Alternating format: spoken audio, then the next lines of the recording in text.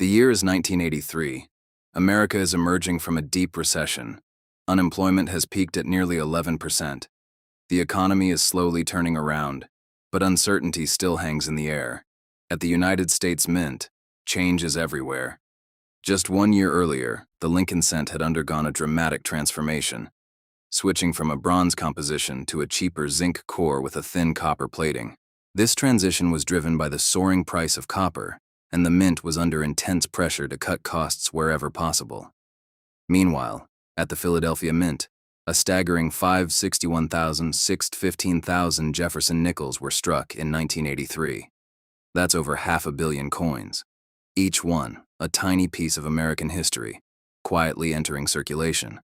Most of them were spent, lost, or melted down over the decades. But a very few, were different.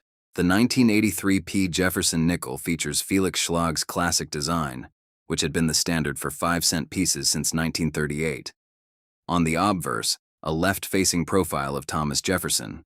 On the reverse, Monticello, Jefferson's Virginia estate.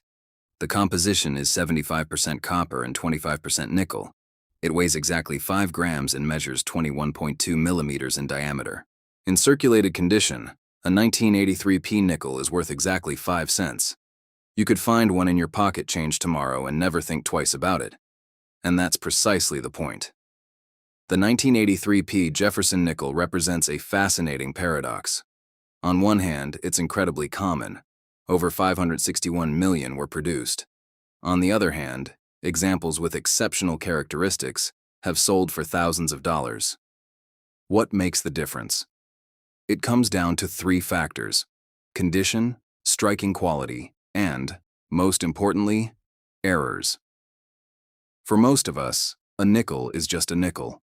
We spend them without a second thought. Most people never notice the subtle variations that separate a common coin from a treasure. Overlooked for decades, these coins sat in jars, in drawers, in the change we received from coffee shops and newsstands, hidden in plain sight. The 1983 P nickel is prized for several specific characteristics. Full steps. This refers to the steps of Monticello on the reverse. If the die strike is strong enough to show full, uninterrupted steps, the coin becomes exponentially more valuable. In MS65 full steps condition, wholesale bids can reach $400. Die errors. Some 1983 P nickels exhibit dramatic die cracks, what collectors call cuds.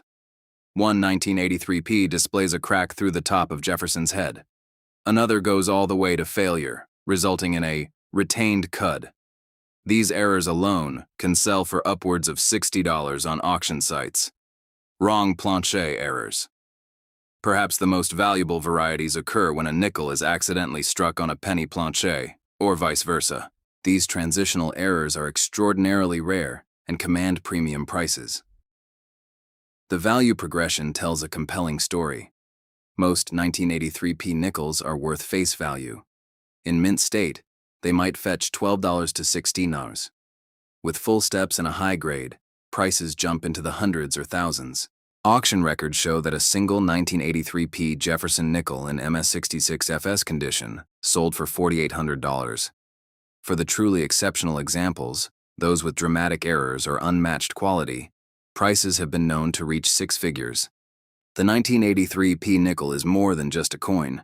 It's a snapshot of a moment in American history, a time of economic recovery, industrial transition, and a mint struggling to keep up with demand. Quietly entered circulation alongside billions of others, these coins have spent over 4 decades waiting for someone to look closely enough. To hold one in your hand is to hold a piece of that story. But the 1983 P is just one chapter in a much larger narrative. There are other coins from this era, some even more elusive, some with secrets that have only recently come to light.